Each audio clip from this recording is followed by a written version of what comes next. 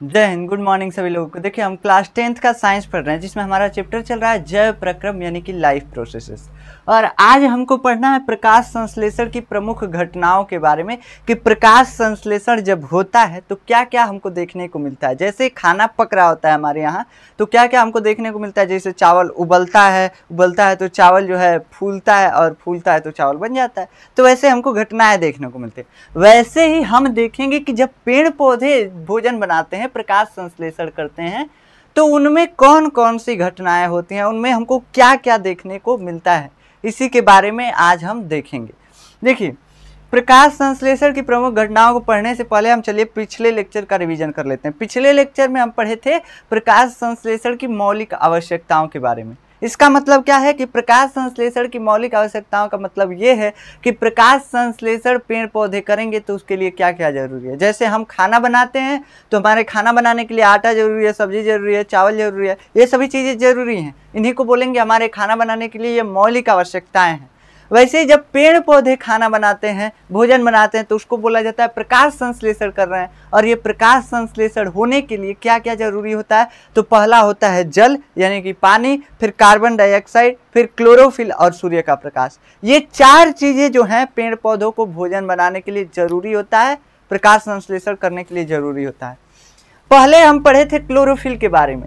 Chlorophyll इसलिए जरूरी है क्योंकि पेड़ पौधों के हरे भागों में ही प्रकाश संश्लेषण होता है। और पेड़ पौधे के हरे भाग जो होते हैं वो हरे क्यों होते हैं? हरे इसलिए होते हैं ताकि वहां पे क्लोरोफिल होता है। तो क्लोरोफिल जहां होगा वहीं प्रकाश संश्लेषण होगा, यानी कि पेड़ पौधों के हरे भाग में प्रकाश संश्लेषण होता है।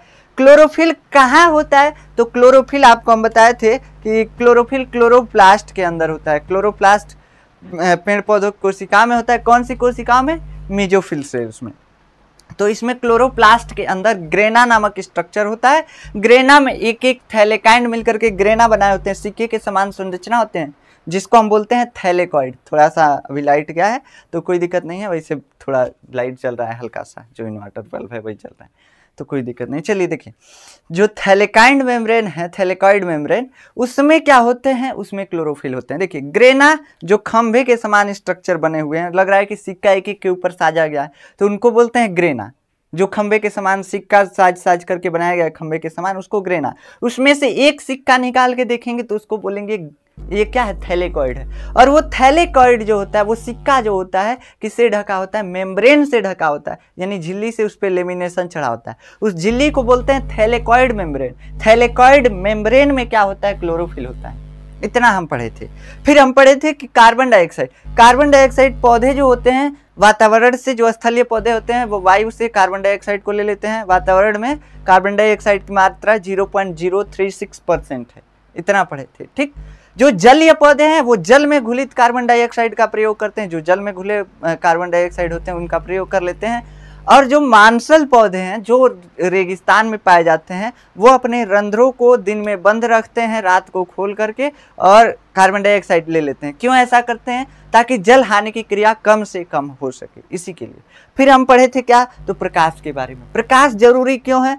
तो प्रकाश जो है क्या करता है? जल का अपघटन करवाता है। किससे करवाता है? तो क्लोरोफिल से करवाता है। जब तक प्रकाश जो है क्लोरोफिल को जगाएगा नहीं, क्लोरोफिल ऐसे सोया रहता है, प्रकाश आएगा क्लोरोफिल को जगाएगा, कहेगा उठ उठ, उठेगा क्लोरोफिल, तुरंत क्या करने लगेगा? जल को विघटित करने लगेगा, यानी तोड़ने लगेगा, ठीक। उसके बाद हम क्या पढ़े थे कि ये प्रकाश जो है इसलिए जरूरी है, प्रकाश का जो तरंगदैर्ध्य होना चाहिए 390 नैनोमीटर से लेकर के और 760 नैनोमीटर के बीच होना चाहिए, यानी 3900 एंगस्ट्रॉम से 7600 एंगस्ट्रॉम के बीच जो प्रकाश होता है उसमें प्रकाश संश्लेषण होता है। इसका मतलब क्या है? इसका मतलब सिंपल है कि जिस प्रकाश को हम देख सकते हैं उसी प्रकाश में क्या होता है? प्रकाश संश्लेषण होता है, और किसी प्रकाश में प्रकाश संश्लेषण नहीं होता है। कहेंगे रेडियो प्रकाश है, रेडियो तरंगे, उसमें प्रकाश संश्लेषण होगा? नहीं होगा। पेड़ पौधे उसमें प्रकाश संश्लेषण नहीं करते। फिर हम पढ़े थे क्या? तो जल के बारे में। जल कहाँ से आता है? तो पेड़ पौधे जो है जल जो है मिट्टी से अवशोषित करते हैं जड़ों द्वारा, और सिराओं द्वारा पत्तियों तक पहुँच जाता है। खनिज लवण भी अवशोषित करते हैं जो पत्तियों तक पहुंच जाता है, और यही जल जो है क्या करता है? प्रकाश संश्लेषण में भाग लेता है। सिंपल इतना ही चीजें हम पढ़े थे। इसको हम कितने देर में रिवाइज कर चुके हैं? 4 मिनट में, यानी 5 मिनट में। लगभग 41 मिनट का लेक्चर लिए थे, 5 मिनट में रिवीजन हो गया। चलिए, प्रकाश संश्लेषण की प्रमुख घटनाओं के बारे में सोच लेते हैं। अब सब सामग्री जुटा लिए हैं, अब क्या करना है, भोजन बनाना है। पेड़ पौधे सब सामग्री जुटा लिए, कार्बन डाइऑक्साइड, क्लोरोफिल, सूर्य का प्रकाश और जल, ये सब चीज जुटा लिए। अब क्या बनाना है, भोजन बनाना है। हमको भी भोजन बनाना होता है, सब चीज जुटाते हैं उसके बाद ही बनाते हैं। यहाँ पे वही हुआ है, सब कुछ आ गया। तो प्रकाश संश्लेषण यहाँ पे 2 चरणों में होता है। जैसे हम क्या करते हैं, पहले जो है गैस पे खाना पकाने से पहले आटा गूंथेंगे, सब्जी काटेंगे, उसके बाद गैस पे खाना बनाएंगे। वैसे ही प्रकाश संश्लेषण जो होता है ना, पहले होता है, पहला चरण उनका होता है प्रकाशिक अभिक्रिया यानी कि लाइट रिएक्शन। तो इसमें पहला हेडिंग आप लगाएंगे लाइट रिएक्शन यानी कि प्रकाशिक अभिक्रिया। वैसे आपके सिलेबस में जो दिया है प्रकाशिक अभिक्रिया, इसको हटाते हैं। देखिए प्रकाशिक अभिक्रिया जो दिया हुआ है आपके सिलेबस में बहुत शॉर्ट में दिया हुआ है, वो समझ में नहीं आएगा। पढ़ेंगे ना एनसीईआरटी तो समझ में नहीं आएगा, बोलेगा NADPH ATP सब कुछ ही समझ में नहीं आएगा। लेकिन हमको यहाँ पे डीपली पढ़ना, अब इतना भी डीपली नहीं कि हम 11th के कॉन्सेप्ट पे चले जाए। 11th में आप इसको प्रकाशिक अभिक्रिया को डेप्थ से पढ़ेंगे और इसको भी अप्रकाशिक अभिक्रिया को भी पढ़ेंगे, कोई दिक्कत नहीं है। लेकिन हम जो यहाँ पे पढ़ेंगे वो थोड़ा थोड़ा ओवरव्यू लेंगे, बस हल्का हल्का ऊपर ऊपर से पढ़ेंगे अभी, ठीक। तो प्रकाशिक अभिक्रिया, प्रकाशिक अभिक्रिया, प्रकाशिक अभिक्रिया इसको क्या बोलते हैं बाबू? ध्यान से देखिए इसको, तभी समझ में आएगा। अगर इधर उधर ध्यान करेंगे तो समझ में हल्का सा भी नहीं आएगा, इसलिए कह रहे हैं पहले ध्यान से देखिए। साइंस है ये, साइंस कहता है हमारी तरफ ध्यान नहीं तो हम गुस्सा जाएंगे, समझ रहे हैं। तो प्रकाशिक अभिक्रिया यानी कि लाइट रिएक्शन, ये क्या होता है लाइट रिएक्शन? हेडिंग लगाइए लाइट रिएक्शन। स्पेलिंग सही ना है लाइट का, LIGHT, देखिए देख लीजिएगा, RECTION, ठीक। लाइट रिएक्शन ये कैसे होता है? लाइट रिएक्शन पेड़ पौधों में देखिए, जो क्लोरोप्लास्ट होता है, जो भी प्रकाश संश्लेषण होगा क्लोरोप्लास्ट के अंदर होगा, जो हम दिखाए थे अभी। ये क्लोरोप्लास्ट आपको दिख रहा है, इस क्लोरोप्लास्ट के अंदर ही होता है प्रकाश संश्लेषण। यही जो है मेन किचन है पेड़ पौधों का, इसी में प्रकाश संश्लेषण होगा और कहीं प्रकाश संश्लेषण नहीं होता। अब जो प्रकाशिक अभिक्रिया भी है इसी में होगा और अप्रकाशिक अभिक्रिया भी इसी में होगा। हमको थोड़ा सा इसको बनाने की जरूरत है, हम थोड़ा सा बना लेते हैं। ये क्लोरोप्लास्ट हो गया, यहाँ से मान लेते हैं इसे है क्लोरोप्लास्ट। डबल झिल्ली हमको नहीं मतलब है झिल्ली से अभी। ये जो है मान लीजिए एक ग्रेनम है, एक ग्रेना है, ग्रेना इसको बोलते हैं, सॉरी ग्रेना। दूसरा ग्रेना भी हम बना देते हैं, कोई दिक्कत नहीं है, ग्रेना बन गया। ये स्ट्रोमा लैमिले हो गया, ठीक, स्ट्रोमा लैमिले। और ये जो है इसको बोलते हैं, जो खाली स्पेस है इसको स्ट्रोमा बोलते हैं, बस सिंपल, ठीक। तो अब देखिए होता क्या है, पहले जब सूर्य का प्रकाश आता है तो पहले क्लोरोफिल को जगाएगा, कहेगा उठ, तुरंत क्लोरोफिल उठेगा। कहाँ था क्लोरोफिल? तो देखिएगा क्लोरोफिल जो है ना, क्लोरोफिल इस थैलेकॉइड में था। और थैलेकॉइड में कहाँ, जो इसके ऊपर मेम्ब्रेन लगा हुआ था, थैलेकॉइड मेम्ब्रेन, उस मेम्ब्रेन में था। जैसे कपड़ों में कलर होता है ना, डाई होता है, जैसे रेड कलर का कपड़ा बनाना है, रेड कलर का केमिकल उसमें मिला दीजिए, कपड़ा रेड हो जाएगा। वैसे यहाँ पे जो मेम्ब्रेन होता है, थैलेकॉइड मेम्ब्रेन, इसमें क्लोरोफिल जो है रंगा होता है, क्लोरोफिल से इसको रंग दिया गया होता है। क्लोरोफिल भी एक तरह का कलर है, समझ सकते हैं। तो इसमें क्लोरोफिल होता है। जैसे सूर्य का प्रकाश इस पे पड़ता है, क्लोरोफिल जग जाता है, यानी उत्तेजित हो जाता है, एक्साइट हो जाता है क्लोरोफिल। और क्लोरोफिल जब एक्साइट होगा, क्लोरोफिल जब क्या होगा, एक्साइट होगा, क्या करेगा देखिए, जल आया रहेगा H2O। कहाँ आया रहेगा? मेसोफिल सेल्स के बीच में जो वायु कोश था वहाँ पे, मेसोफिल सेल्स में आया रहेगा जल। वहाँ पे क्या आया रहेगा, जो वायु कोश था उसमें वायु रहेगा, और जो मेसोफिल सेल्स थे उनमें क्या रहेगा, देखिए ये जो फेलिसैड पैरेन्काइमा था या स्तंभ कोशिका था या जो स्पंज पैरेन्काइमा था, इन दोनों कोशिकाओं में क्लोरोप्लास्ट हैं, इन्हीं कोशिकाओं में जल आया रहेगा, इन्हीं कोशिकाओं में। और इनके बीच जो गैप है इसमें क्या रहेगा, कार्बन डाइऑक्साइड रहेगा। अब होता क्या है, ये क्लोरोप्लास्ट जो है इसमें क्या है, तो इसमें है क्लोरोफिल। कहाँ पे है, तो थैलेकॉइड मेम्ब्रेन में है। अब हुआ क्या, इसको थोड़ा सा हम क्लोरोप्लास्ट की संरचना को हटाते हैं, यहाँ से हट गया। देखिए H2O जो जल है ये आया था कहाँ पे, तो स्पंज पैरेन्काइमा और पेलिसैड पैरेन्काइमा यानी कोशिकाओं में आया हुआ था। जैसे ये क्लोरोफिल इसमें का एक्टिव हुआ, ये जल को तोड़ देगा, जल को विघटित कर देगा। जल को क्या करेगा, विघटित कर देगा, इसको बेचारे को बिखेर देगा, ये बिखर जाएगा बेचारा। तो ये जो है क्लोरोफिल की उपस्थिति में, क्लोरोफिल की उपस्थिति में जल जो है, पानी जो है टूट जाएगा। और कैसे टूटेगा, तो ये टूटता है किस में, H+ में टूटता है, और किस में टूटता है, O2 में, और फिर फिर क्या देता है, इलेक्ट्रॉन देता है। लेकिन अभी ये इक्वेशन जो है बैलेंस नहीं है, आप चाहें तो इसको बैलेंस कर सकते हैं। इधर यहाँ पे 2 से गुणा कर दीजिए, 4H+ मिल जाएगा, 4 इलेक्ट्रॉन मिल जाएगा। यही जो हाइड्रोजन में से इलेक्ट्रॉन निकला है ना भैया, तो अब देखिए तो हाइड्रोजन में बस एक प्रोटॉन बचा और कुछ नहीं बचा, तो इसको हम सिंपल बोल सकते हैं ये प्रोटॉन है। हाइड्रोजन क्या है, प्रोटॉन है, और ये इलेक्ट्रॉन है। क्लोरोफिल आया, क्लोरोफिल ने जल को तोड़ा। जल को किसमें किसमें तोड़ा, तो प्रोटॉन और इलेक्ट्रॉन में और ऑक्सीजन में। ऑक्सीजन अलग हो गया। यही जो जल से ऑक्सीजन निकलता है ना, यही पेड़ पौधों से निकलता है, जिसको हम सांस में यूज करते हैं, जिसको हम सांस लेने में यूज करते हैं, रेस्पिरेशन में यूज करते हैं। तो ये ऑक्सीजन जो है निकल जाएगा, इसका कोई मतलब नहीं है। बचा क्या, तो ये 4 गो प्रोटॉन बचा, 4 गो H+ बचा, और बचा क्या, तो 4 इलेक्ट्रॉन बचा।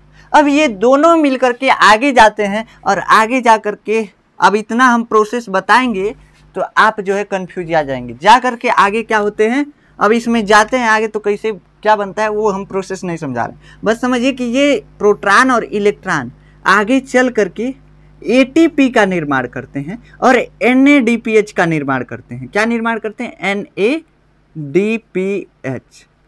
अब ये क्या है, ये क्या है, ATP NADPH। समझिए कि जैसे हमारे पास पैसा होता है तो हमारे पास एनर्जी है, कहीं जाना है, अगर 1 रुपया नहीं है, नहीं जाने का मन है, अब पैसा है तो एकदम हमारे में एनर्जी है, चलो कहाँ चलना है, खर्चा करेंगे, चलो, समझते हैं। तो यानी एनर्जी हमारे पास पैसा होता है, सिक्का होता है, समझ रहे हैं। वैसे ही पेड़ पौधों में जो प्रकाश संश्लेषण के लिए ऊर्जा आता है वही ATP है, यानी ऊर्जा है, समझ सकते हैं। इसका फुल फॉर्म होता है एडिनोसिन ट्राइफॉस्फेट। क्या होता है इसका फुल फॉर्म, एडिनोसिन ट्राइफॉस्फेट। ये क्या है, ऊर्जा है, ऊर्जा का एक सिक्का है, हमारे लिए भी, हमारे शरीर को चलने के लिए भी और इसके लिए भी। हमारे शरीर में भी ATP बनता है।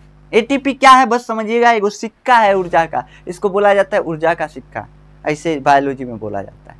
कहीं पे लिखा होगा, NCERT में जा करके देखेंगे तो, ऐसे हम लाइन नहीं बता सकते हैं कहाँ लिखा हुआ है, कहीं लिखा है, पक्का लिखा है।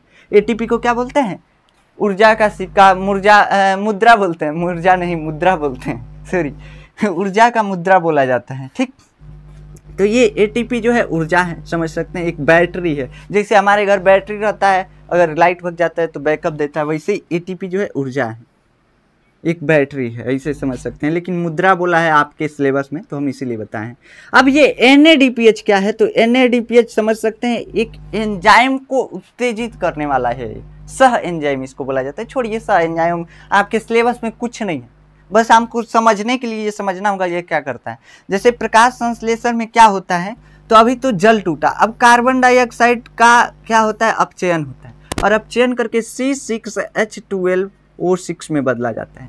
ध्यान से समझिएगा, हम कह रहे हैं हमारे तरफ देखिए, हम भी अच्छे लग रहे हैं यार, काहे हमारे तरफ नहीं देखते हैं, हम उदास हो जाते हैं बेकार में। देखिए यहाँ पे ये जो कार्बन डाइऑक्साइड है, हम खराब थोड़ी ना लगते हैं, इतने सुंदर है। ये कार्बन डाइऑक्साइड जो है इसको अपचयित करना है। अपचयित करने का मतलब इसमें हाइड्रोजन जोड़ना है, और हाइड्रोजन जोड़ करके क्या बनाना है, अपचयन अभी पढ़ाए हैं, अभी जस्ट पढ़ा के आ रहे हैं चैप्टर, कौन सा, रासायनिक अभिक्रिया तथा समीकरण। इसमें क्या हुआ, अपचयन हुआ कार्बन डाइऑक्साइड का, अपचयन हुआ तो क्या बना, C6H12O6 यानी ग्लूकोज, और यही ग्लूकोज जो है हमारे अंदर ऊर्जा का निर्माण करता है, समझ रहे हैं। तो ये ग्लूकोज बना, लेकिन इस ग्लूकोज को बनाने के लिए, इस कार्बन डाइऑक्साइड को अपचयित करने के लिए ATP जरूरी होता है और NADPH जरूरी होता है। ये NADPH क्या है, तो ये समझ सकते हैं कि ये एंजाइम को उत्तेजित करने वाला है। जैसे क्या होता है, कार्बन डाइऑक्साइड को अपचयित करने के लिए क्या चाहिए होता है, एंजाइम चाहिए होता है। अब एंजाइमो जो होता है सोया होता है, कार्बन डाइऑक्साइड को अपचयित करने वाला एंजाइमो सोया रहता है, और जो है NADPH जाता है उसको जगाता है, बस इतना समझ सकते हैं। जगह का चलो चलो कार्बन डाइऑक्साइड को अपचयित करके ग्लूकोज बनाना है, तो ग्लूकोज बन जाता है। अब इसमें हम जो है पूरा प्रकाश संश्लेषण आपको समझा दिए हैं, पूरा फोटोसिंथेसिस समझा दिए हैं। अब इसमें सब मिल गया, प्रकाशिक और अप्रकाशिक अभिक्रिया सब मिल गया, बस इतना ही होता है प्रकाशिक और अप्रकाशिक अभिक्रिया, और कुछ आज हमको नहीं पढ़ना है, बस प्रकाशिक अप्रकाशिक, और जो कि हम पढ़ा चुके हैं आपको। अगर आप इतना समझ चुके हैं तो प्रकाशिक अभिक्रिया भी हो गया, अप्रकाशिक अभिक्रिया भी हो गया। देखिए हुआ क्या, पहले जल को तोड़ दीजिए। देखिए जब भी रिएक्शन होता है, रिएक्शन होने के लिए पुराना बंध टूटेगा, नया बंध जुड़ेगा। जैसे पुराना रिश्ता टूटता है वैसे नया रिश्ता बनता है, तो वैसे ही यहाँ पे हो रहा है। यहाँ पे क्या हो रहा है, जल का विघटन होगा, जल का विघटन होगा, जल में क्या होगा, विघटन होगा, ये जल जो है बिखर जाएगा, टूट जाएगा। कौन तोड़ता है, क्लोरोफिल। बेचारा सोया हुआ था तब तक तो ठीक था, लेकिन जैसे प्रकाश जो है इसको क्लोरोफिल को उत्तेजित किया, जल का विघटन हो गया। जल का विघटन हुआ, उसके बाद क्या बना, तो उसके बाद 4 गो प्रोटॉन निकला, 4 गो इलेक्ट्रॉन और ऑक्सीजन गैस, जो कि निकल गया पेड़ पौधों से और हम सांस लेकर के उसको यूज कर दिए। ठीक, बचा क्या, 4 प्रोटॉन 4 इलेक्ट्रॉन। ये 4 प्रोटॉन और 4 इलेक्ट्रॉन आगे चल करके कैसे भी कोई भी प्रक्रिया होती होगी, हमको नहीं मतलब है, हमारे सिलेबस में नहीं है, कोई भी प्रक्रिया होती होगी जिसके वजह से ये एटीपी और एनएडीपीएच का निर्माण। ठीक, एनएडीपीएच क्या है, एक सह एंजाइम है, इसको हमको मतलब ही नहीं रखना है, क्या बस रट लीजिए, सह एंजाइम है बस। एनएडीपीएच, एटीपी और एनएडीपीएच का फॉर्मेशन होता है। एटीपी के बारे में तो हमको समझना है कि ये ऊर्जा का एक मुद्रा है, और एनएडीपीएच कुछ भी हमको नहीं मतलब। एनएडीपीएच वैसे एक सह एंजाइम। इन दोनों की जरूरत होती है कार्बन डाइऑक्साइड के अपचयन में। जब कार्बन डाइऑक्साइड का अपचयन होता है तो क्या बनता है, ग्लूकोज बनता है, और यही ग्लूकोज जो है क्या करता है, यही ग्लूकोज जो है पेड़ पौधों का भोजन है। अब इसमें समझिए कौन प्रकाशिक अभिक्रिया हुई, तो पूरा फोटोसिंथेसिस ही हो गया, पूरा प्रकाश संश्लेषण के समय होने वाली घटनाओं को हम ऑब्जर्व किए हैं। अब इसमें हम इसको 2 पार्ट में बांटते हैं। जो भी हो रहा था प्रकाश संश्लेषण के दौरान, जैसे खाना बनने से लेकर के और जब तक बना नहीं तब तक हम ऑब्जर्व किए, क्या हो रहा है देख लिए, समझ लीजिए ये चीजें हो रही हैं। अब हम कहें कि इसको 2 पार्ट में डिवाइड करते हैं। जैसे हम पहले खाना बनाते हैं तो पहले आटा गूंथते हैं, सब्जी काटते हैं, वैसे इसमें भी देख रहे हैं तो यही हो रहा है कि प्रकाश की उपस्थिति में बस जल का अपघटन हो रहा है। उसके बाद जो अभिक्रिया हो रही है उसके लिए प्रकाश नहीं चाहिए, प्रत्यक्ष रूप से उसके लिए प्रकाश नहीं चाहिए, बस इसका प्रोडक्ट चाहिए, प्रकाशिक अभिक्रिया का प्रोडक्ट चाहिए। तो इतना जो है जल का विघटन जो है और एटीपी और एनएडीपीएच का जो निर्माण है, यही प्रकाशिक अभिक्रिया में आता है, यही प्रकाशिक अभिक्रिया में आता है। इसके बाद जो भी हो रहा है वो अप्रकाशिक अभिक्रिया है, इसके बाद जो भी हो रहा है वो अप्रकाशिक अभिक्रिया है, यानी कि डार्क रिएक्शन है। अब ये जो है क्या हो रहा है, जल का अपघटन, अपघटन से एटीपी और एनएडीपीएच बन गया। एनएडीपीएच एटीपी जब रहेगा तभी कार्बन डाइऑक्साइड का अपचयन होगा, लेकिन इसको बनने के लिए क्या चाहिए, प्रकाश चाहिए। तो आप नहीं कह सकते हैं कि ये जो डार्क रिएक्शन है ये प्रकाश की अनुपस्थिति में होता है, ये प्रकाश की अनुपस्थिति में नहीं होता बाबू। कैसे, तो जब तक एटीपी एनएडीपीएच नहीं रहेगा तब तक नहीं बनेगा, इसका अपचयन ही नहीं होगा। जब तक अब ये एटीपी एनएडीपीएच नहीं रहेगा तो अपचयन नहीं होगा। तो अगर एटीपी और एनएडीपीएच हमको चाहिए तो प्रकाश चाहिए, तभी तो जल का अपघटन होगा। तो प्रकाश जरूरी होता है इस डार्क रिएक्शन के लिए, लेकिन अप्रत्यक्ष रूप से। इसको डायरेक्ट प्रकाश नहीं चाहिए, इनडायरेक्ट चाहिए। क्यों, क्योंकि जो प्रकाशिक अभिक्रिया का उत्पाद बन रहा है, जो प्रोडक्ट बन रहा है, उसी के वजह से अप्रकाशिक अभिक्रिया संभव हो पा रही है, नहीं तो ये अभिक्रिया नहीं होती। समझ में आया, तो यही हो रहा है। तो जब तक एटीपी एनएडीपीएच नहीं बनेगा अप्रकाशिक अभिक्रिया नहीं होगा, डार्क रिएक्शन नहीं होगा। इसलिए हम इसको ये नहीं बोल सकते कि इसके लिए प्रकाश की आवश्यकता नहीं होती है। प्रकाश की आवश्यकता होती है, लेकिन डायरेक्ट नहीं, इनडायरेक्ट प्रकाश की आवश्यकता होती है। समझ में आया, तो यही है, इनडायरेक्ट प्रकाश की आवश्यकता होती है इसमें, अप्रकाशिक अभिक्रिया। तो चलिए अब एक एक हेडिंग लगा करके और लिख लेते हैं जल्दी जल्दी, और हमारा प्रकाशिक और अप्रकाशिक अभिक्रिया जो है खत्म हो जाएगा। फिर हम प्रकाश संश्लेषण को आज खत्म करने ही वाले हैं, कोई दिक्कत नहीं है, 1 घंटे में खत्म कर देंगे। चलिए, थोड़ा सा टाइम लगता है, कोई दिक्कत नहीं है, हम डिटेल से पढ़ते हैं इसलिए टाइम लगता है, और जब तक डिटेल से नहीं पढ़ेंगे समझ में कहाँ आएगा। तो प्रकाशिक अभिक्रिया जो है, लाइट रिएक्शन, यह किस में होता है, यह थैलेकॉइड मेम्ब्रेन में होता है, थैलेकॉइड मेम्ब्रेन में होता है, थैलेकॉइड मेम्ब्रेन में होता है। ठीक, हम डायरेक्ट लिख दिए हैं, आप लिख सकते हैं क्लोरोप्लास्ट के अंदर, ग्रेनम के अंदर थैलेकॉइड मेम्ब्रेन में होता है। ठीक, थैलेकॉइड मेम्ब्रेन में होता है। प्रकाश द्वारा क्लोरोफिल अणु का, क्लोरोफिल अणु का उत्तेजन होता है, उत्तेजन होता है, जिससे क्या होता है, जिससे जल का अपघटन होता है, जल का अपघटन होता है, अपघटन होता है। सिंपल सा चीज है, ठीक। तो ये हो गया प्रकाशिक अभिक्रिया। इसका बस आप रिएक्शन लिख सकते हैं, कोई दिक्कत नहीं है, बस इतना ही इसमें लिखना है और कुछ नहीं। क्या रिएक्शन था, H2O जो था, जल था जो क्लोरोफिल की उपस्थिति में क्या हो रहा था, टूट रहा था। Chlorophyll, chlorophyll. अब जब ये टूटता है तो किस में टूटता है, H+ में टूटता है, और किस में टूटता है, O2 में टूटता है, और 2 इलेक्ट्रॉन निकलता है। इसको जब हम बैलेंस करते हैं तो बैलेंस करने से ये जो है 2 जल टूटा तो 4 हाइड्रोजन का आयन निकला और 4 इलेक्ट्रॉन निकला, यानी 4 प्रोटॉन और 4 इलेक्ट्रॉन। ये प्रोटॉन और इलेक्ट्रॉन, ये H+ और E जो इलेक्ट्रॉन है, आगे चलकर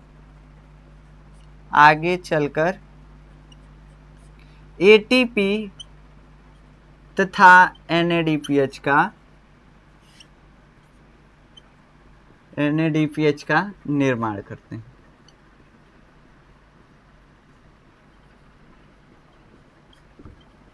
ठीक, निर्माण करते हैं। अब इसका परिभाषा लिख लीजिए, क्या लिख सकते हैं प्रकाशिक अभिक्रिया। प्रकाशिक अभिक्रिया में जो भी चीज हो रहा था वो लिख लिए। अब क्या लिखेंगे कि प्रकाश की उपस्थिति में वैसे लिख चुके हैं, या तहलकाइन मेम्ब्रेन में होता है। प्रकाश द्वारा क्लोरोफिल अणु का उत्तेजन होता है, जिससे जल का अपघटन होता है, और इसे ही हम क्या कहते हैं, इसे ही प्रकाशिक अभिक्रिया कहते हैं। ज़्यादा लाइन बढ़ाने का कोई मतलब नहीं बनता है, प्रकाशिक अभिक्रिया कहते हैं, ठीक। हमको शॉर्ट नोट्स बनाना है, प्रकाशिक अभिक्रिया करते हैं। तो इतना आपको समझ में आ गया, ये प्रकाशिक अभिक्रिया था। फिर अब लिखते हैं डार्क रिएक्शन के बारे में। इसमें प्रकाश की आवश्यकता होती है, एक लाइन लिख सकते हैं, इसमें प्रकाश आवश्यक होता है, प्रकाश आवश्यक होता है।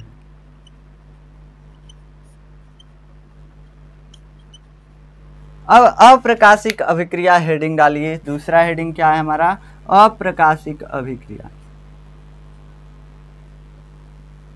अप्रकाशिक अभिक्रिया यानी कि डार्क रिएक्शन। अभी हम आपको ये प्रोटॉन और इलेक्ट्रॉन से समझाने लगते ना, प्रोटॉन और इलेक्ट्रॉन से ATP और NADPH कैसे बनता है, तो ये चला जाता है 11th का कॉन्सेप्ट, नीट का कॉन्सेप्ट चला जाता है। तो उतना दूर हमको नहीं जाना है, हमको तो हाई स्कूल का ना पढ़ना है, तो इसीलिए हम नहीं समझाए हैं।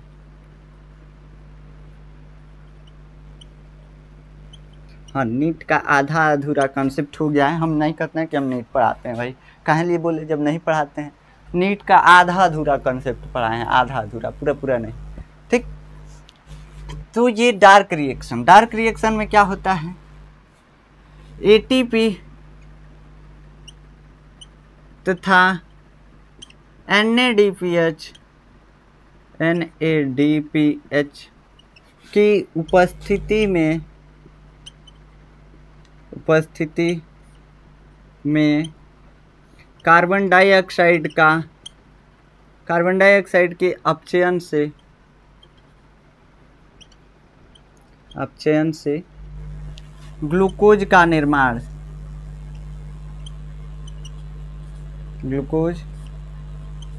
निर्माण क्या कहलाता है, अप्रकाशिक अभिक्रिया कहलाता है।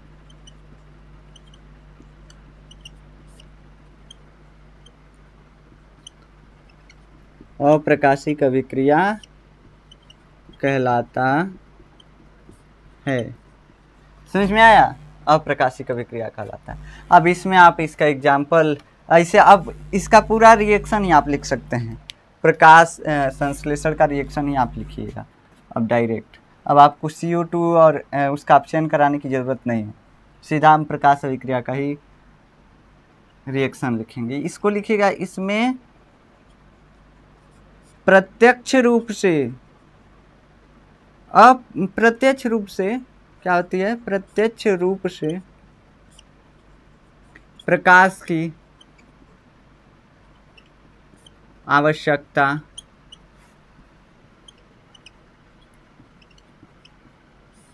नहीं होती,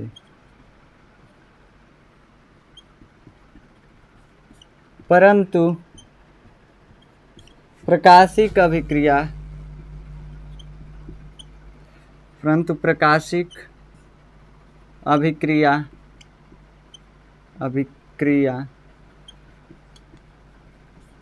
के उत्पाद एटीपी तथा NADPH,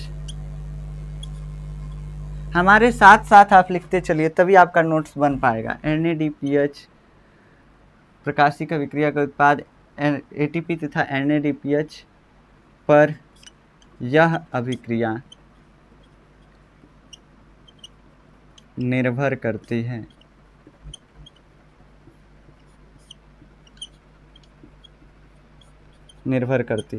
और यह अभिक्रिया कहाँ होती है? यह अभिक्रिया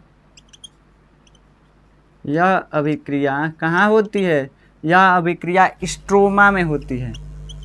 स्ट्रोमा जो खाली जगह था क्लोरोप्लास्ट के अंदर, उसमें था। जो खंभे के आकार का था और स्ट्रोमा लैमेला था, उसको छोड़ करके जो खाली जगह था क्लोरोप्लास्ट में, आप देख पा रहे होंगे जो खाली जगह है, जो भी क्लोरोप्लास्ट के अंदर भरा हुआ है उसको छोड़ दीजिए। जो खाली जगह है उसी में क्या होता है? उसमें ये डार्क रिएक्शन होता है।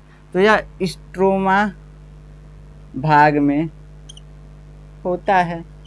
सिंपल सा बात है। ये प्रकाशिक और अप्रकाशिक अभिक्रिया हो गई। अब चाहें तो आप प्रकाश संश्लेषण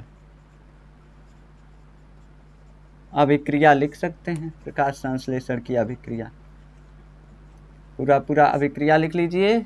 CO2 प्लस H2, आशा है कि आपको दिख रहा होगा, H2O, क्लोरोफिल और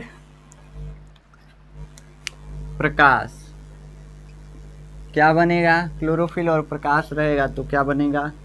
C6H12O6 plus O2 plus ATP, ऐसे छोड़ दीजिए, प्लस O2, ATP नहीं बनता है, वो तो श्वसन में बनता है, प्लस O2। ठीक, ये चीज़ें जो हैं बनती हैं प्रकाशिक अभिक्रिया में। और H2O भी बनता है इसमें, H2O भी बनेगा, H2O पानी भी बनता है। ठीक, अब ये जो है 6 को बनेगा, 6O2 6H2O बनेगा। इधर भी 6 को लेना पड़ेगा, जल और कार्बन डाइऑक्साइड को। तो ये हो गया प्रकाशिक अभिक्रिया और अप्रकाशिक अभिक्रिया दोनों। आशा है कि आपको समझ में आया होगा जो भी हम समझाए हैं, कैसे प्रकाशिक अभिक्रिया होता है, कैसे अप्रकाशिक अभिक्रिया होता है। चलिए अब हेडिंग लगाइए कि इसको प्रकाश संश्लेषण को प्रभावित करने वाले कारक कौन कौन से हैं। प्रकाश संश्लेषण को कौन कौन से कारक प्रभावित करते हैं? हम क्या कमी कर दें कि प्रकाश संश्लेषण धीरे हो, क्या अधिक कर दें कि प्रकाश संश्लेषण तेज हो, इसके बारे में इसका स्क्रीनशॉट लीजिए। इसको हम मिटाते हैं।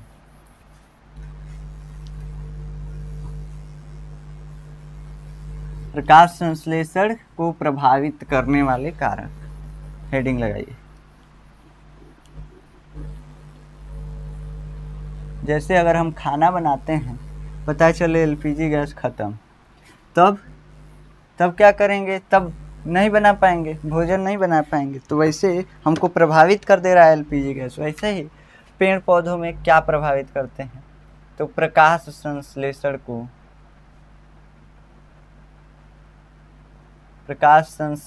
को प्रभावित करने वाले कारक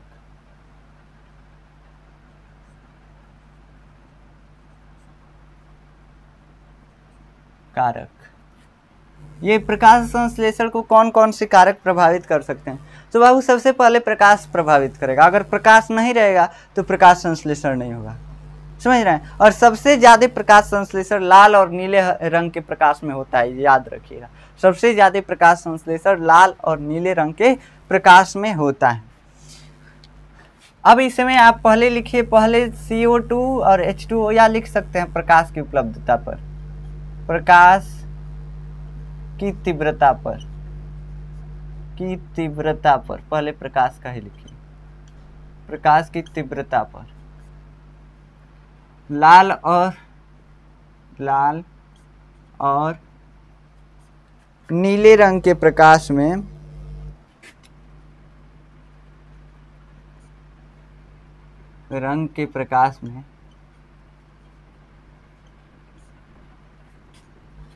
प्रकाश संश्लेषण, इसकी दर सबसे तेज होती है, लिख सकते हैं इसकी दर यानी कि स्पीड तेज होती है,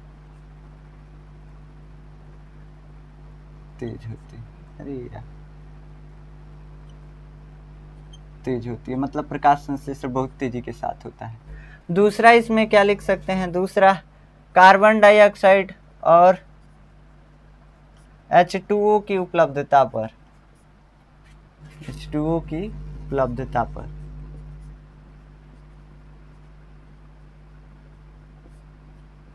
जब कार्बन डाइऑक्साइड रहेगा तभी प्रकाश संश्लेषण होगा। कहाँ से कि अब चयन करना है कार्बन डाइऑक्साइड का, तभी ग्लूकोज बनेगा। जब कार्बन डाइऑक्साइड ही नहीं रहेगा तो क्या होगा, नहीं बन पाएगा ग्लूकोज और प्रकाश संश्लेषण नहीं होगा। तो अगर इसकी कमी है तो प्रकाश संश्लेषण भी धीरे होगा। जल की कमी है तभी भी प्रकाश संश्लेषण धीरे होगा, कहाँ से कि NADPH और ATP का निर्माण कम होगा, और जब NADPH और ATP का निर्माण कम होगा तो इसका अपचयन भी कम होगा। ठीक, तो इनकी उपलब्धता पर भी, उपलब्धता अगर सही है तो प्रकाश संश्लेषण सही से होगा, अगर उपलब्धता कम है मतलब कम मात्रा में ये सब अवेलेबल है तो प्रकाश संश्लेषण धीरे हो जाएगा। तापमान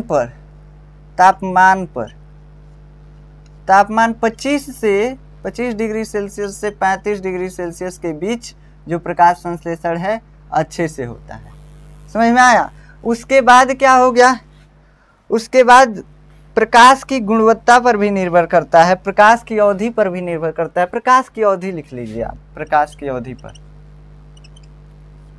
प्रकाश की अवधि व गुणवत्ता पर, गुणवत्ता भी लिख लीजिए, गुणवत्ता पर। अब ये गुणवत्ता क्या है, प्रकाश की गुणवत्ता, जैसे मान लीजिए कि घमछाई है, घमछाई समझते हैं ना, बादल लगा हुआ है आसमान में और सूरज भगवान चमक रहे हैं, लेकिन प्रकाश ढंग से तो नीचे तक नहीं आ पा रहा है ना, तो इसमें प्रकाश संश्लेषण की दर कम हो जाएगी। तो वही कह रहे हैं कि प्रकाश की अवधि कितना देर प्रकाश रह रहा है, अगर प्रकाश है ज़्यादा देर तक तो ज़्यादा देर तक प्रकाश संश्लेषण होगा, यानी कि पौधों का भोजन जो है ज़्यादा बनेगा। गुणवत्ता यानी कि अगर ज़्यादा प्रकाश आ रहा है ऊपर से तो प्रकाश अगर ज़्यादा है तो प्रकाश संश्लेषण भी ज़्यादा होगा। तो ये जो है प्रकाश संश्लेषण को प्रभावित करने वाले कारक हो गए। अब प्रकाश संश्लेषण का महत्व क्या है, हम इसके बारे में पढ़े ही क्यों हैं, इसके बारे में क्यों पढ़े हैं, आखिर हमको क्या ज़रूरत था पेड़ पौधों के भोजन बनाने की प्रक्रिया के बारे में जानने का, हम क्यों पढ़े इतना? तो इसके बारे में पढ़े इसलिए हैं ताकि हमको इससे फ़ायदा है। क्या फ़ायदा है, अगर प्रकाश संश्लेषण नहीं होता ना बाबू तो हम यहाँ पे जिंदा ही नहीं होते, हम ही नहीं जिंदा होते। हम पेड़ पौधों को खाते हैं या जो भी हम खाते हैं, मीट मछली मुर्गा वगैरह कुछ भी खाते हैं, जिसको हम खाते हैं वो या तो पेड़ पौधों पर निर्भर रहते हैं या तो हम। तो अगर पेड़ पौधे नहीं होते तो हम जीवित नहीं रहते। तो ये फूड चेन का पहला सदस्य यही क्या करता है, ये इसको बोला जाता है, मतलब ये भोजन का निर्माण करता है, यानी कि ऊर्जा का निर्माण करता है। ठीक, तो ये कहाँ से ऊर्जा लेता है, सूर्य के प्रकाश से ऊर्जा लेता है और उसको क्या करता है, केमिकल एनर्जी में ट्रांसफर कर देता है। क्या कर देता है, केमिकल एनर्जी में ट्रांसफर कर देता है, रासायनिक ऊर्जा में ग्लूकोज के रूप में स्टोर कर देता है। अब ग्लूकोज हम खाते हैं, हमको ऊर्जा मिलता है। तो ये जो है सूर्य के प्रकाश को, ऐसा जो प्रकाश संश्लेषण प्रक्रिया जो है एकमात्र पृथ्वी पे ऐसी प्रक्रिया है जो कि सूर्य के प्रकाश को रासायनिक ऊर्जा में बदलती है डायरेक्ट। सोलर पैनल जो है वो क्या करता है, वो तो बैटरी में स्टोर करता है, लेकिन बैटरी का ऊर्जा तो हम नहीं यूज कर सकते हैं। तो जैव रासायनिक ऐसी क्रिया है, प्रकाश संश्लेषण ऐसी एक जैव रासायनिक क्रिया है जो एकमात्र ऐसी रासायनिक क्रिया है जो कि प्रकाश ऊर्जा को रासायनिक ऊर्जा में परिवर्तित कर सकती है। समझ में आया? तो इसमें हेडिंग लगाइए आप, प्रकाश संश्लेषण का महत्व। प्रकाश संश्लेषण का महत्व।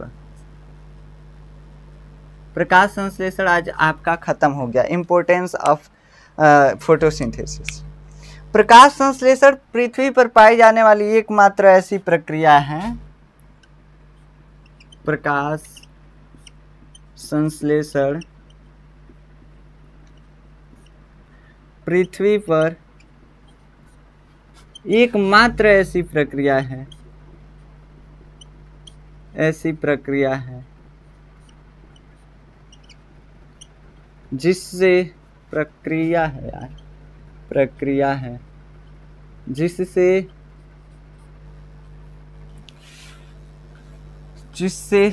सूर्य के प्रकाश को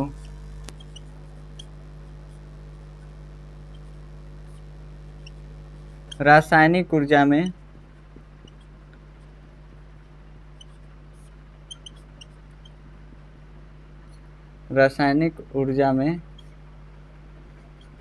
बदला जाता है,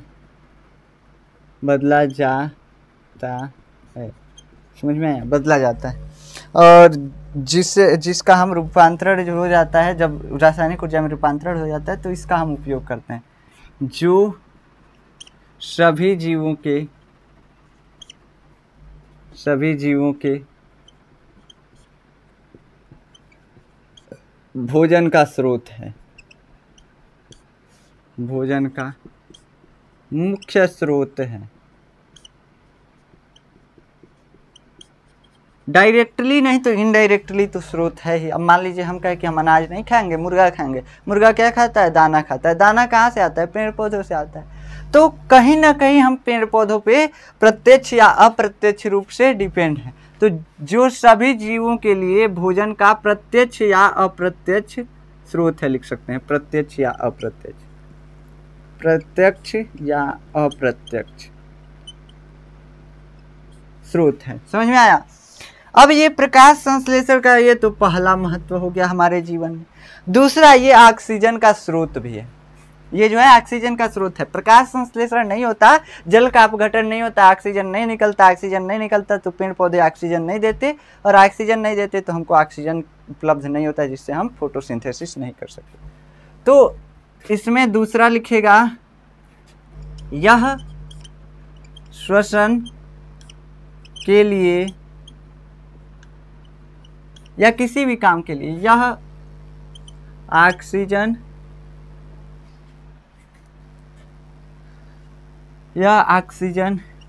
की लिख सकते हैं ऐसे कि इसमें ऑक्सीजन मुक्त होता है, इसमें ऑक्सीजन मुक्त होता है, ऐसे डायरेक्ट लिखिए, इसमें ऑक्सीजन O2 मुक्त होता है, जिसका उपयोग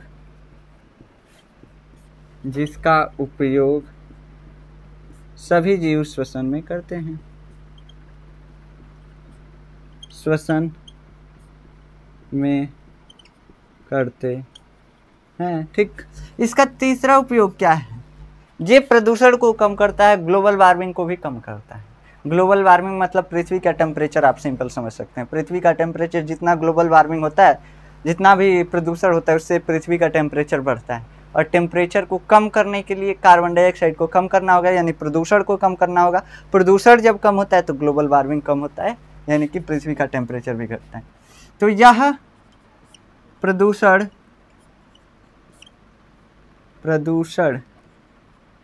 तथा ग्लोबल वार्मिंग को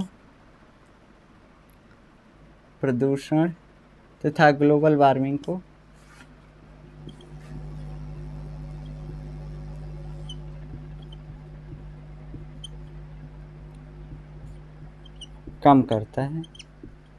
अभी हम 39 मिनट में सब चीज़ पढ़ लिए। कम करता है, समझ में आया? तो हम प्रकाश संश्लेषण को पूरा खत्म कर दिए 39 मिनट में, अप्रकाशिक अभिक्रिया के सहित। तो आशा है कि ये चीज़ें आपको समझ में आई होंगी। अब हम नेक्स्ट लेक्चर में पढ़ेंगे परपोषी पोषण के बारे में, यानी कि हेट्रोट्रॉफिक न्यूट्रिशन के बारे में। देखिए, अगर आप अच्छे से सब चीज़ें समझते हैं तब आप पेपर में लिखेंगे तो कोई दिक्कत नहीं होगा। जो भी आप लिखेंगे वो सही लिखेंगे। ये जो हम लाइनें लिख रहे हैं ना, ये कहीं से किताब उताब से नहीं लाया गया। ये सब लाइन जो है अपने मन से लिखते हैं, कहीं किताब से नहीं लिखा गया। नोट्स से देखेंगे अधिकतर लाइनें नहीं मिलेंगी नोट्स से, कुछ कुछ मिलते हैं लेकिन अधिकतर नहीं मिलेंगे जो लिखते हैं हम, जो भी लाइन यहाँ। तो आप अगर नोट्स, हम अभी अपलोड तो नहीं किए हैं नोट्स, लेकिन हाँ नोट्स भी हम ही बनाते हैं, ऐसा नहीं है कि नोट्स कोई दूसरा बनाता है, नोट्स भी हम ही बनाते हैं, हैंड रिटन नोट्स खुद का बनाते हैं, लेकिन वहाँ पे कुछ और लिखते हैं, यहाँ पे कुछ और लिखते हैं, उन्हीं बातों को लिखने का तरीका बदल जाता है, एग्जैक्ट लाइनें नहीं रहती हैं, वो समझ में आया। तो ये चीज़ें हैं, अगर आप ये चीज़ें सीख गए, अपने आप से नोट्स बनाना, अपने आप से लाइनों को लिखना, तब आप पेपर में लिखेंगे तो कोई दिक्कत नहीं होगा, आप समझेंगे तो ये लिख सकते हैं। तो समझना सबसे पहले ज़रूरी है, हर चीज़ों को समझना ज़रूरी है। और जब हम जो चीज़ चाह देंगे ऐसा हो नहीं हो सकता है, ऐसा ना हो नहीं हो सकता है, समझ में आया। इंसान जो चाह दे ऐसा नहीं हो सकता है कि वो ना हो, जो चाहे वो कर ना पाए, दुनिया में ऐसा कोई काम नहीं है, जो चाहे वो कर ना पाए, दुनिया में ऐसा कोई काम नहीं है। हम शेर की औलाद हैं, कायर या कोई नन्ही सी जान नहीं है, समझ में आया। तो इसके लिए जो हम चाहेंगे वो सारी चीज़ें हो जाएंगी, बस हमको क्या करना पड़ेगा, उस पर कंसंट्रेशन करके समझना पड़ेगा, उस पर मेहनत करना पड़ेगा। कहेंगे कि ऐसे हम खेलते खेलते पढ़ रहे हैं, नहीं पढ़ पाएंगे। काहे नहीं पढ़ पाएंगे? कैसे कि पढ़ने के लिए कंसंट्रेट होना पड़ता है। इतने जो लोग मेहनत कर रहे हैं, क्यों कर रहे हैं? ऐसे खेलते खेलते पढ़ लेते। तो खेलते खेलते पढ़ना कोई दिक्कत वाली बात नहीं है, लेकिन हाँ उतना ही आप खेलिए जितना कि समझने के लिए ज़रूरी है, जो कंसंट्रेशन वो इधर उधर ना जाए। तो आप समझिए पहले, उसके बाद पढ़ने के बाद आप खेलते रहिए, दिन भर खेलते रहिए, कोई दिक्कत नहीं। तो ये चीज़ें हैं, आशा है कि आप ये समझे होंगे। अब हम नेक्स्ट लेक्चर में चालू करेंगे हेटेरोट्रॉफिक न्यूट्रिशन यानी कि परपोषी पोषण के बारे में, और पहले हम अमीबा के पोषण के बारे में समझते हैं, आज जैसा कि जानते हैं। तो मिलते हैं नेक्स्ट लेक्चर में, तब तक के लिए जय हिंद।